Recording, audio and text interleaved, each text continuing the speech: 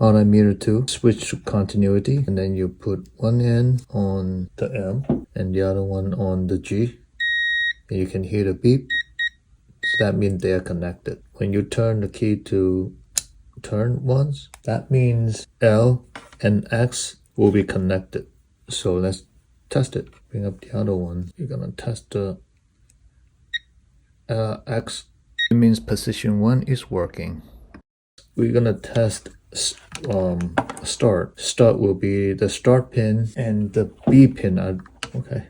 So they're connected. So it's solid now.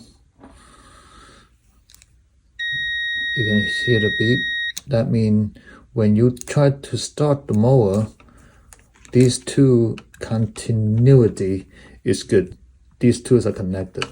My ignition switch doesn't have a problem.